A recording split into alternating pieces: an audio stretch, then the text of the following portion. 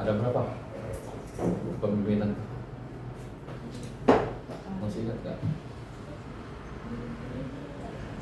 Diktator. Ya, diktator. Kalau patronistis nggak masuk ya? Masuk Pak. Masuk juga ya? Iya. Tadi ada otokrasi, Ya. demokratis, Demokrasi, paternalistis, terus sama diktator. iya. Ya, paling yang cocok demokrasi karena kan selalu berdasarkan suara dari rapim rapat pimpinan muncul suara keputusan. Berarti tingkat kepemimpinannya demokrasi. Tadi kan gaya kepemimpinannya demokrasi Pak. Bagaimana gaya tersebut itu dapat mempengaruhi motivasi dan produktivitas karyawan tersebut Pak? Karyawan lebih semangat karena mereka diwajibkan untuk bisa bertanya, jangan diam aja. Kadang-kadang kan orang itu nggak ngerti tapi sesat di jalan. Nggak mau nanya, oh ya, begitu udah beres, mana ya? Kadang-kadang banyak orang Jawa Barat gitu. Saya orang Sunda, makanya dulu orang Sunda sering dikatakan sama bosnya itu IQ-nya rendah karena kan ya, selain toleransinya tinggi. Nah, kalau nama di daerah kadang ingin hidup enak, ya jiwa tarung gitu. Saya harus dapat ini, harus dapat itu gitu kan. Nah, jarang. Pamannya udah dapat 50.000 udah aja lah, cukup gitu. Makanya jangan jadi orang yang cepat puas. Kalau artian ya tanda kutip yang positif. Selanjutnya bagaimana sih Pak proses rekrutmen dan pengembangan SDM yang dilakukan PT JIK ini? Kita pengadaan direktur kita bercampur. Biasanya ada tim khusus sampai psikologinya juga. Kita ujian wawancara. Ya, kalau nggak salah tiga materi disampaikan pada calon pegawai. Dan kita tidak ada saudara itu silakan saudara kok bagus ini. Jadi tidak ada saudara yang saya nanti masuk tetap harus melalui tes dan suruh pengetesnya semua 3 manajer dari manajer itu teknis sama AR itu yang menentukan. Saya juga nggak bisa. Selanjutnya, apakah perusahaan mengalami kesulitan dalam mempertahankan karyawan dengan keahlian khusus Pak? Kadang, tapi tidak selalu. Kadang ketika kita anak-anak sudah dididik, badan pindah kerja. Kayak sekarang sertifikat tahan. Karena kan yang nyekolahin kita. Dulu kita baik hati kan, sertifikatnya dipegang masing-masing. Ternyata sertifikat pelatihan ini laku, perusahaan kemana gitu. Nah ini sekarang ditahan karena itu sudah beres, sudah pelatihan ini pelatihan dari kita. Nah, Pertamina atau posisi karena di sana kan kalibrasi itu diperluas sekali. Jasa kalibrator. Nah sekarang ditahan sertifikatnya, ditahan dulu. Hampir semua perusahaan kalibrasi menahan sertifikat pelatihan karena ya wajarlah kami yang menyekolahkan setelah beres kabur, kami harus biaya lagi kan. Nah, itu.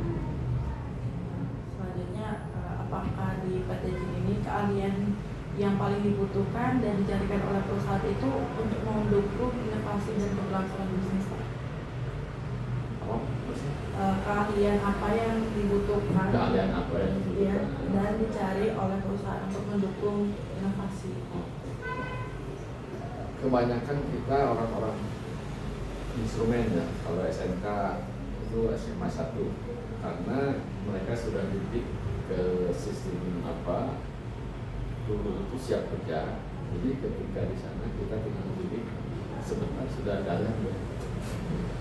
Dan lagi dengan SMK lain atau STL, SMPA ya, itu nggak bisa langsung karena memang kita kebanyakan kerjaannya yang berhubungan dengan instrumen, instalasi air, minyak dan sebagainya. Tapi kalau S1 ada? Alhamdulillah kebanyakannya S1 tidak. Ya, dan saya pun selalu nyuruh teman-teman supaya kuliah lagi. Karena saya pun kan tidak bisa menjamin kehidupan dia. Kalau dia pengen maju kan kasih ya. Itu sok kalau sudah S1 silahkan kemana juga yang penting bilang dari jauh, jadi kita menyiapkan pengganti. Kita bebas lah nanti. Kalau di sini satu rata-rata jurusannya apa?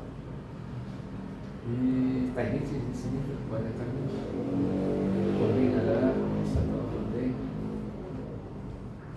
teknik kebanyakan. Dan pertanyaan terakhir dari aku Pak, apakah ada kesenjangan keterampilan yang menjadi perhatian saat ini? Ada. Yang tadi sih kesenjangan keterampilan gitu, ada nggak sih perusahaan ini yang Ya. kesenjangan keterampilan atau kayak gap skill dari yang karyawannya ada? Kesenjangannya sih kurang ya, hampir semua bisa karena kalibrasi kalau dilatih itu nggak sampai seminggu, hitungan hari sudah bisa. Kesenjangannya ke manakala kita ada pegawai baru yang harus dididik, karena ada senioritas di situ. Jadi, kalau kesenjangan gaji apa tidak terlalu, karena kita UMR, tapi UMR setelah masa kontrak ya, kalau nggak salah 3 bulan kalau diperpanjang kontraknya ya kita langsung bisa UMR karena kita sudah 26 lebih ya, hampir 34 karyawan. Ini berdasarkan keputusan Disnaker itu harus UMR. Kalau dibawa ke toko-toko apa, karena di bawah 26 kan itu bebas menggaji. Toko-toko jarang ada yang besar, kayak sejuta juga masih mau gitu kan. Itu bebas. Dari karyawan sudah melebihi daripada 26 kita kena juga sama Disnaker kalau ada kunjungan dari mereka. Pertanyaan dari saya Pak, menurut Bapak apa masalah utama atau tantangan kritis yang paling berdampak terhadap kinerja perusahaan saat ini? Apa? Apa Masalah utama atau tantangan kritis yang paling berdampak terhadap kinerja perusahaan saat ini?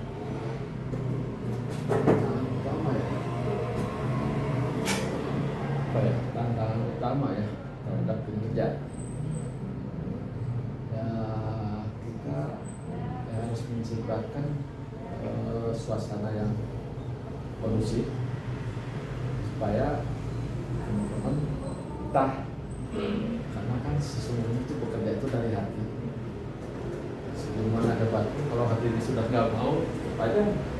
Jadi kita menciptakan teman-teman di awal-awal gitu kan, semua tuh jarang yang memakai hati. Kita kerja digaji, kita digaji, cukup itu aja. Tapi di sini menerapkan bagaimana caranya teman-teman itu supaya betul-betul senang. Nah seperti ini kan dari ITB ya sudah mulai senang. Dulu waktu sama saya misalnya digaji 2 juta, padahal di Nobu sama menawarkan gaji 7 juta 50, tapi nggak senang dia karena tantangan. Nah di sini ya kolaborasi karena kita kolaborasi ke perusahaan-perusahaan kan perusahaan gitu monoton. Kalau yang ngeramu aduh tiap hari itu bisa 10 tahun kita ramu. Kalau nggak ada apa dapat job yang lain lagi seperti itu. Nah, di sini ada tantangan, kita harus berpikir dan ciptakan membuat ikat di mana itu segalanya kan ada alat ini ikan kita sendiri SOP-nya bagaimana. Kita kan hanya dari manual book, tapi kan kadang-kadang tidak sama harus gitu. Nah itu tantangan-tantangannya itu yang senang karena alhamdulillah sampai sekarang dia sudah dari tahun 2014 ini sudah menjadi tahun 2014 itu sekarang gaji sudah. Nah ada kalanya orang itu nggak senang duit, bukan nggak senang duit, nggak terlalu kiranya duit itu. Kalau saya kan ada yang ini pilih aja, kan ada. Tapi kalau sudah senang bisa sudah dan akan karena bekerjalah dengan hati. Kan nggak mungkin kita ini jadi bos semua ya. Ya mudah-mudahan jadi bos. Makanya kalau pegawai poinnya 1, kalau bukan pegawai bisa poin 9. Gimana caranya itu aja. Kita mau jadi pengusaha, mau jadi kacung. Pegawai itu kacung, sama seperti saya dulu PNS itu kacungnya masyarakat. Saya jongos, cuman PNS sombong-sombong ya. Nah nggak ngerti dia apa sih definisinya pegawai negeri itu. Pegawai itu kan pelayan masyarakat, abdi negara, abdi masyarakat. Tapi banyak disalahartikan bahwa sombong, dan saya dulu nggak begitu. Saya terus melayani, makanya saya sampai sekarang ketika mau pensiun, saya minta tolong siapa ya kalau sepagus nggak pensiun.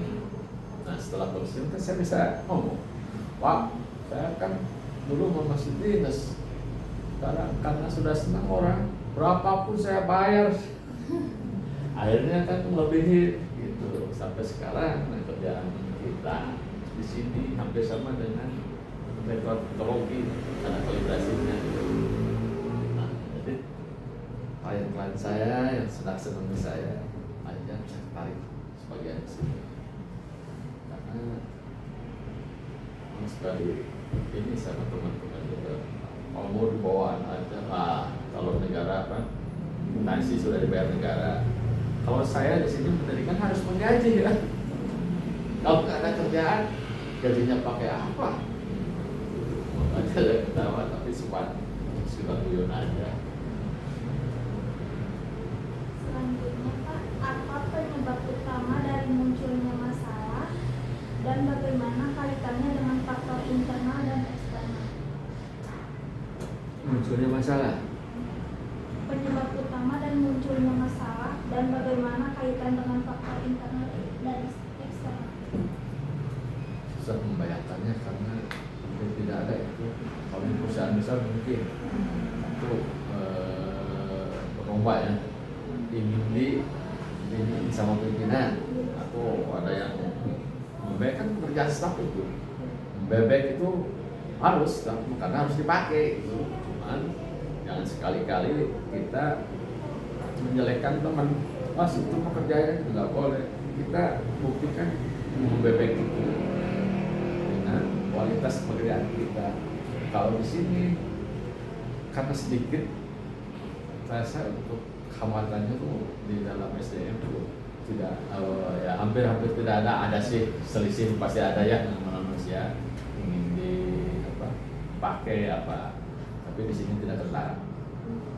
Kalau perusahaan besar mah karena saya juga sebelum bekerja sini sudah di mana-mana ada. Kalau ini kalau sebut kecil dan produknya juga kita hanya satu, jasa. Kalau produknya banyak, produk banyak kalibrasi, jasa kalibrasi. Jadi hal-hal yang barusan dikatakan itu hampir tidak ada. Selanjutnya, dampak apa yang ditimbulkan oleh masalah tersebut terhadap divisi lain atau proses bisnis lain? Kalau dampaknya ke sana maupun tidak ada, tapi bisa berdampak. Kalau seandainya ada, berdampak pada saingan kita. Kadang-kadang orang kan ada juga yang kerja di sini, tapi hatinya di mana? Ketika dapat kerjaannya dilempar ke orang. Begitu dampaknya itu dari persaingan dengan ini, melemahkan kita. Berarti nggak ada masalah internal atau yang misalnya dampaknya besar gitu ya buat Nggak ada. Hanya ya itu Pak individu yang mungkin karena saya tidak tentara ya di sini, karena masih alatur lah, masih korupsi. Tapi ketika perusahaan sudah besar seperti kalibrator ya, lab kalibrasi ada SM mencoba karena pegawainya sudah 80 sekian, mereka bersaing dan akhirnya ya ada bentrok-bentrokan sampai ada yang lain juga. Nah kita mah masih alhamdulillah masih tertib, masih bisa dikendalikan. Karena kalau berkembang besar, mungkin tempat itu harus pindah.